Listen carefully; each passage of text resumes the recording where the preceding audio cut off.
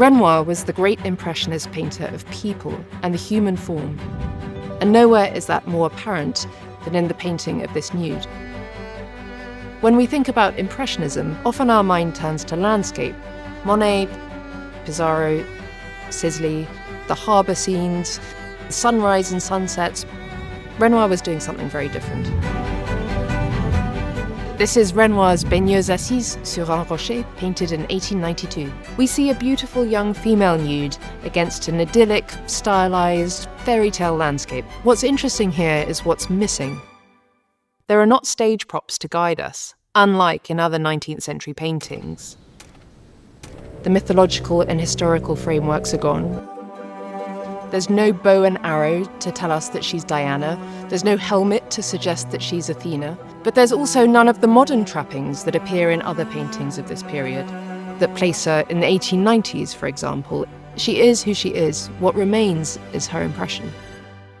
I think that the very idea of an Impressionist nude is really quite ambitious. You can't rely on strong contours to define form. Renoir uses very soft, very subtle brushstrokes to build volume in the sitter's body. But then he surrounds her with this wonderful penumbra of much broader strokes, which makes it feel like she's emerging from the background, that on some level there's no separation between humanity and nature. You have that lovely interplay of pinks and violets and blues throughout that's pure Impressionism, but you also have something more, and that's a deep sense of introspection. It's unself-conscious, it's restful, and at the same time surprisingly powerful. The whole weight of her body is resting on her right arm. She's lost in thought and poised for action. I think what's so interesting about Renoir is he doesn't reject classicism. He's still using the classical playbook. He's looking at Raphael, he's looking at the frescoes of Pompeii, at Ingres, at Fragonard, and he's absorbing all of those lessons and making something very new.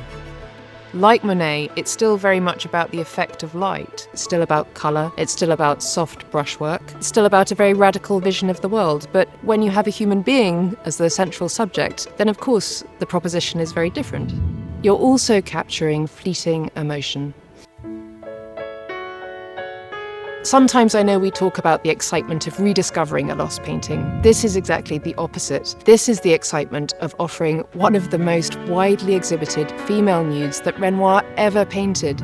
In 1899, it was shown in St. Petersburg, and since then it's travelled all over the world, from Vienna to New York, across Europe, Japan, Britain, East Coast America, West Coast, and in all that time, it hasn't once changed hands. Durand-Ruel bought it directly from Renoir in 1892, the year it was painted, and it has stayed with the family ever since.